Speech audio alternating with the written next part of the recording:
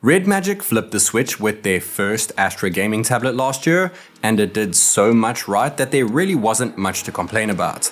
In steps the Astra 2, same winning formula, impressive improvements. Box contents are not one of those improvements though. You still get the device along with only a cable and some stickers. I made this video a couple weeks before the global launch date, so I'll be sure to pop the prices in the comment section. But due to a recent increase in memory costs, I'm assuming there will be a slight price bump. Likely $100 more than last year, if their recent flagship phone is anything to go by, which would bring its starting price up to around $600 US. Hopefully it doesn't cost more than that, but even if it does, I feel like there's enough upgrades here to justify a new price tag. So let's dive into what's changed. You can pick one up in Eclipse Black or Starfrost Silver, and both of them cap out at 512 gigs of storage. I have it in Starfrost and it looks and feels identical to the first edition. It's the same size and it's just as thin at 6.9mm, but it's now 7 grams lighter, even though it still has the same one-piece metal chassis and glass window on its back. That transparent glass piece does look a bit different though, and that's because they've ditched the physical cooling fan in favor of liquid cooling, just like we've seen in their recent flagship smartphones, making this the first ever liquid-cooled tablet. Their flagship phones have both a fan and liquid though, so this does away with the air. Other than that, its new Aqua Core Cooling System 2.0 offers a larger dual-side vapor chamber with a new 4D design, along with Liquid Metal 3.0. So I guess the fan isn't really needed with these improvements. Due to that visible liquid, the glass piece on the back has a different look, and it's actually soothing to watch the liquid flow. You can disable it if you'd like, and there's also a turbo mode for a quick cool down. The awesome thing is that the entire transparent liquid window is backed by RGB lights. With the LEDs off, the liquid throws off a blue color, but with the LEDs on, it transforms the effect and looks insanely cool. The gold text within the glass cutouts has shifted around a bit, and the backplate, including the glass portion, is still completely flat since the camera sensor sits under the glass. The sensor itself is still just 13 megapixels, though it seems to be a slightly different sensor. Quality is acceptable at its native focal length, but its 10 times max digital zoom is just as bad as before. Video can still be shot at 4K, but it's still capped at 30 frames per second, even when dropping to a lower resolution. And things are pretty shaky, even with the anti-shake video feature enabled. Buttons, switches, speaker grills, and ports are all still in the same positions, with the USB 3.2 port still being higher up to prevent getting in the way when gaming. But now they have added in a second USB port at the bottom if you're holding the device in landscape. Unfortunately, it's a USB 2.0 port though, so it's only good for audio output or charging. The good news is that both ports support the tablet's faster 75-watt wide charging speeds, which will get your tablet to 100% in just 57 minutes. That's 14 minutes faster than last time out, despite it now having a larger 8300 mAh battery.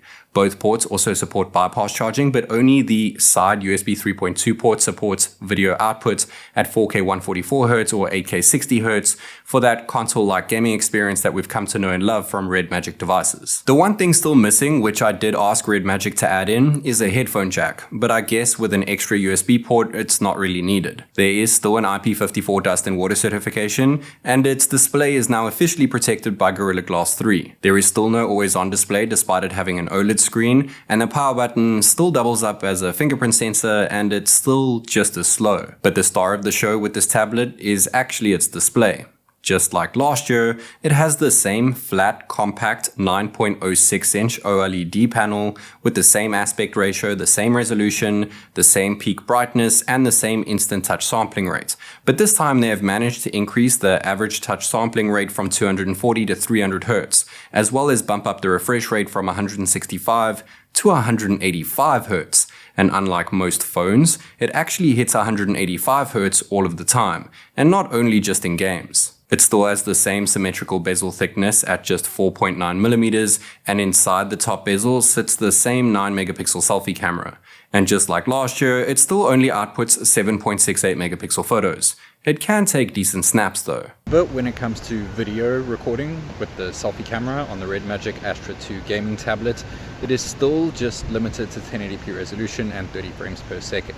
Let me know your thoughts of the video quality as well as the microphone performance. I mean, at least it has cameras, but the main selling point of this gaming tablet is that stunning compact OLED display. Well, that and its insane performance hardware. I'm not sure you noticed earlier, but inside that rear glass section is written Snapdragon 8 Elite Gen 5, which is Qualcomm's current flagship chipset. It's not the overclocked leading version that we see in their latest flagship gaming phone, but it still manages identical benchmark scores which are significantly higher than the first Astra tablet. And GPU scores have improved too, which are also identical to their recent flagship phones because just like with their latest phones, it too makes use of the newer Red Core R4 dedicated gaming chip. And when it comes to software, it's pretty much just a copy-paste of their phone software, just like we saw with last year's tablet, but this time it's running on REDMAGIC OS 11.5, which is skinned over Android 16. Thankfully, unlike their previous tablet, there is Google Discover to the left of the home screen, along with Circle to Search, which was also missing last time out, as well as Google Gemini. There's also a bunch of different AI features, as well as interactive widgets.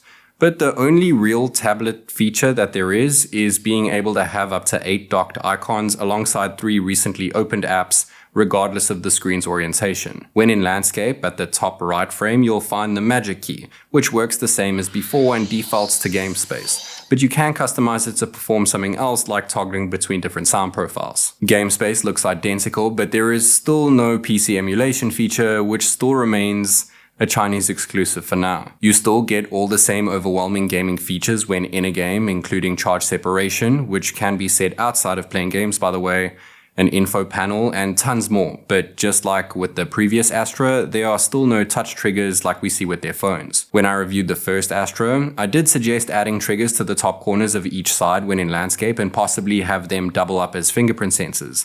But I guess it might be a bit too complicated and costly to do that. They do have a motion control feature instead, but I could never really see myself using it. The most important feature though is probably image upscaling and frame interpolation, and when using it in a game like Genshin Impact, it makes it look so much better and fills in the frame gaps to double the game's native 60 FPS to 120.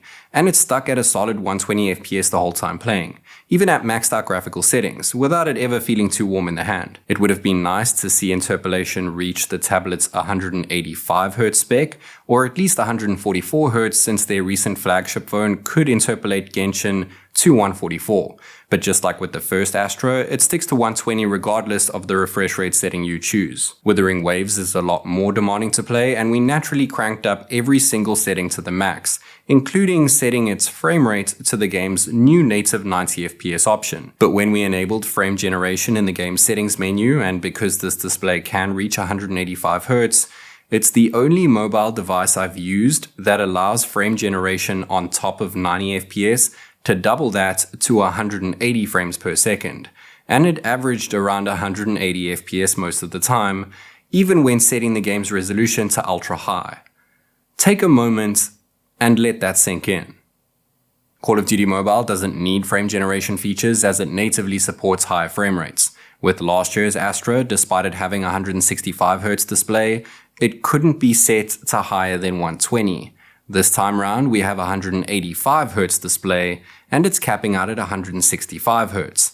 But that's just because the game doesn't yet support 185Hz. Still, native 165Hz in COD on a tablet is beyond, and it averaged even higher than the 165 FPS limit most of the time, even with the graphics preset set to very high. Delta Force is one of the best console-like shooters you can play on an Android, but unfortunately the global version of the game limits FPS to 120, with 144 and 165Hz options currently grayed out.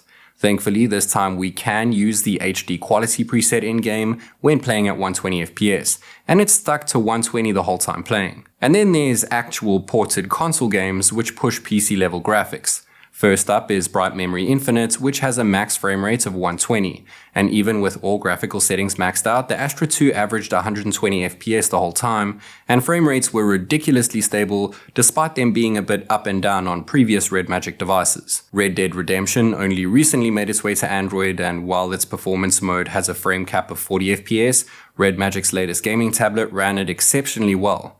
Hopefully the developers allow for higher frame rates in the near future, because I have no doubt This thing could handle at least 120. And then lastly, we played Grid Legends, which is probably the most demanding racing game you can play on an Android.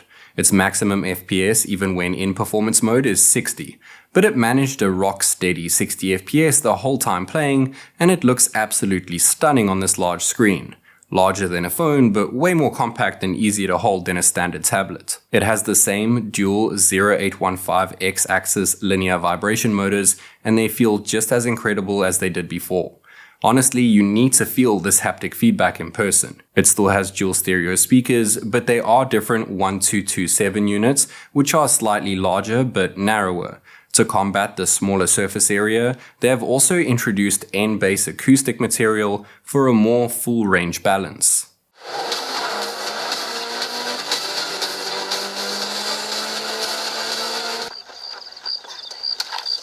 You want to die, mister?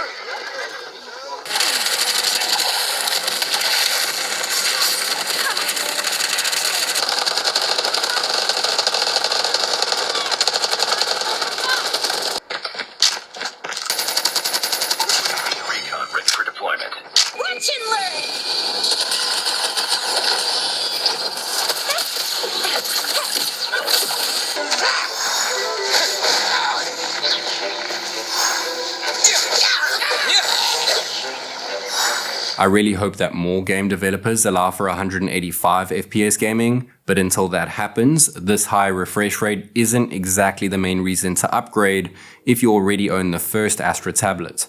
But for the extra money, you'll be getting a faster touch response, better performance from the new chipset, better cooling with liquid cooling that you can actually see, an extra USB port, faster charging, and a slightly larger battery.